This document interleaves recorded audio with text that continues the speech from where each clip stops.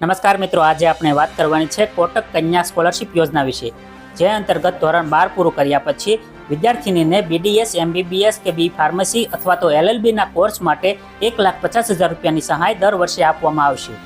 જે વિદ્યાર્થીનીએ ધોરણ 12માં 75% અથવા તો વધારે ગુણ મેળવેલા હશે તે વિદ્યાર્થીનીને આ યોજના હેઠળ લાભ આપવામાં આવશે। મિત્રો, કોટક કન્યા સ્કોલરશિપ યોજના હેઠળ તમે 30/9/2024 એટલે કે 30મી સપ્ટેમ્બર સુધીમાં ઓનલાઈન અરજી કરી શકશો। મિત્રો, આ યોજના હેઠળ તમે અરજી કરવા જાઓ તે પહેલા થોડી વિગતો જાણી લો।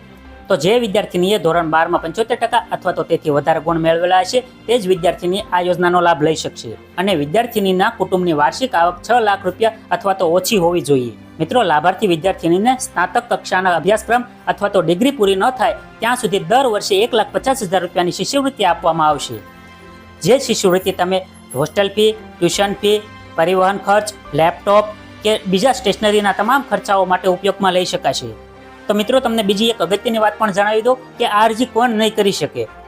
તો Kotak Mahindra group, Kotak education foundation અને બડી ફોર સ્ટડીના કર્મચારીઓના બાળકો આ અરજી નહીં કરી શકે। મિત્રો, હવે વાત કરીએ કે આ અરજી કરવા માટે કયા કયા પુરાવા રજૂ કરવાના રહેશે તેના વિશે।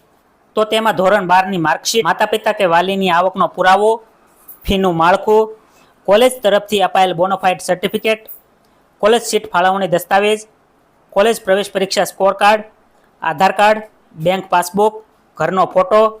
જો વિદ્યાર્થીનીના માતા પિતા હયાત ન હોય તો તેમના મૃત્યુનું પ્રમાણપત્ર, જો વિદ્યાર્થીની અપંગ હોય તો સક્ષમ અધિકારી દ્વારા અપાયેલ અપંગતાનું પ્રમાણપત્ર રજૂ કરવાનું રહેશે। તો મિત્રો, આ તમામ પુરાવા સાથે તમારે 30/9/2024 સુધીમાં બડી ફોર સ્ટડીની વેબસાઇટ પર ઓનલાઈન અરજી કરવાની રહેશે।